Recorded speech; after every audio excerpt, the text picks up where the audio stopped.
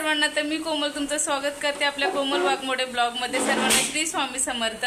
तर आज आहे वसुबारस आणि दिवाळीच्या पहिल्या दिवसाची सुरुवात। तर सर्वांना खूप खूप शुभेच्छा वसुबारसेच्या।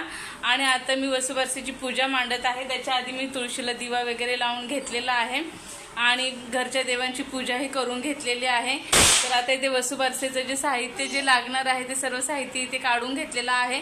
तर आता मी वसुबारसेची पूजा कशी करते त्याची डिटेल्स व्हिडिओ मी आता तुमच्यासोबत शेअर करते। तर चला व्हिडिओला सुरुवात करूया।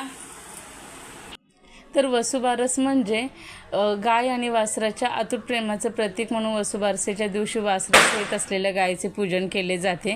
तर हिंदू धर्मशास्त्रानुसार वसुबारसेच्या पूजेच्या आधी तुळशी मातेचीही पूजा केली जाते। तर इथे मी आता तुळशी मातेची पूजा करून घेत आहे।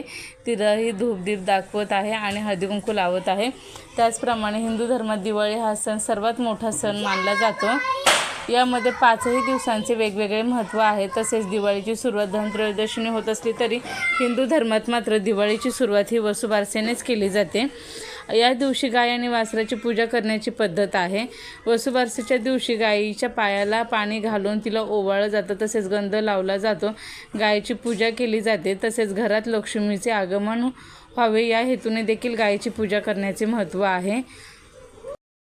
तर आता इथे मी पूजेसाठी लागणारे सगळे साहित्य घेतलेले आहे। गणपतीची मूर्ती, कृष्ण भगवानांची मूर्ती आणि आपली गाय वासरूची मूर्ती घेतलेली आहे। तसेच दूध आणि पाणी घेतलेलं आहे अभिषेक करण्यासाठी। तांदूळ घेतलेले आहेत अक्षदा म्हणून। आणि इथे आता मी रांगोळी काढून घेत आहे। पहिल्यांदा चौरंगाच्या खाली गोपद्माची रांगोळी आहे ही।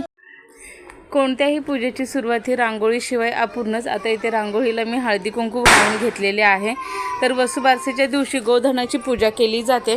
तसेच समुद्र मंथनाच्या वेळेस 5 कामधेनू उत्पन्न झाल्या होत्या, त्यापैकी नंदा नामक धेनूस उद्देशून हे व्रत केले जाते। तर या दिवशी अनेक जन्मांच्या कामना पूर्ण व्हाव्यात याकरिता देखील वासरासहित गायीची पूजा केली जाते। या दिवसापासून घरासमोर रांगोळी काढण्यास देखील सुरुवात केली जाते। तसेच या दिवशी घरातील गाय वासरांना हळद लावून आंघोळ घातली जाते आणि नवीन वस्त्रे देखील घातले जातात। तसेच या दिवशी हिंदू परंपरेनुसार गहू आणि मूग हे देखील पदार्थ खाल्ले जात नाही। काही स्त्रिया तर उपवास देखील करतात आपल्या मुलाबाळांसाठी। तसेच या दिवशी स्त्रिया बाजरीची भाकरी आणि गवारीच्या शेंगाची भाजी खाऊन हा उपवास सोडतात। तर भरपूर कृषी उत्पन्न व्हावे, आपल्या मुलाबाळांना चांगले आरोग्य मिळावे आणि सुख लाभावे म्हणून देखील गाय वासराची पूजा केली जाते। तर इथे मी आता सगळ्यात पहिल्यांदा पूजेची मांडणी करून घेते। पूजेची मांडणी करून घेतल्यानंतर पूजा करण्यासाठी सुलभ जाते आणि अशी कोणती गोष्ट राहत नाही सगळी मांडणी झाल्यानंतर। तर म्हणून इथे पहिल्यांदा मी सगळीकडे व्यवस्थित असे जे आपल्या अक्षता आहेत त्या ठेवून घेतलेल्या आहेत। पहिल्यांदा मोठा जो पाट आहे माझ्याकडे तो ठेवलेला आहे, त्यावर पिवळे वस्त्र अंथरून त्यावर मी अक्षता आणि हळदी कुंकू वाहिलेले आहे। त्याचबरोबर पुढे मी 2-2 पाण्याच्या जोड्या 3 ठिकाणी ठेवलेल्या आहेत। तिथेही मी आता हळदी कुंकू आणि अक्षता वाहून घेतलेले आहेत। त्याचबरोबर दिव्याच्या खालीही अक्षता वाहून हळदी कुंकू वाहिलेले आहेत। दिव्यांनाही हळदी कुंकू लावून फुलं वाहिलेली आहेत। तर आता इथे मी सगळ्यात पहिल्यांदा गणपती बाप्पांची मूर्ती घेत आहे अभिषेक करण्यासाठी। गणपती बाप्पाच्या मूर्तीला अभिषेक करताना ओम ग गणपते नमः या मंत्राचा जप करायचा यावेळेस। आणि त्यानंतर दुधाने अभिषेक झाल्यानंतर पाण्याने देखील अभिषेक करून घेतलेला आहे। आणि गणपती बाप्पांना मी आता इथे स्थापन केलेले आहे पहिल्या पानावर, कारण कोणत्याही पूजेची सुरुवात गणपती बाप्पाच्या स्थापनेनेच करायची असते म्हणून। तर इथे मी गणपती बाप्पांची मूर्ती पुसून वगैरे पहिल्या पानावर मी गणपती बाप्पांची मूर्ती स्थापन केलेली आहे। तर गणपती बाप्पांच्या मूर्तीला मी आता इथे चंदन लावून त्यावर अष्टगंध लावणार आहे। तर त्यानंतर मी श्रीकृष्ण भगवानांनाही देखील अभिषेक करून घेणार आहे आणि त्यांनाही चंदन आणि गंध लावून घेणार आहे। तर आता इथे पाहू शकता श्रीकृष्णांची मूर्तीसुद्धा मी इथे घेतलेली आहे अभिषेक करण्यासाठी। त्यांनाही मी पहिल्यांदा इथे दुधाने अभिषेक करणार आहे। श्रीकृष्णांची मूर्तीचा या दिवशी अभिषेक करायचा असतो, कारण या दिवशी रमा एकादशी आलेली आहे। श्रीकृष्ण हे विष्णूचा 8वा अवतार आहे, त्यामुळे या दिवशी श्रीकृष्णांची देखील पूजा केली जाते। तर इथे मी त्यांनाही दुधाने आणि पाण्याने अभिषेक करून घेतलेला आहे। दुधाने पाण्याने अभिषेक करताना ओम नमो भगवते वासुदेवाय या मंत्राचा जाप करायचा असतो।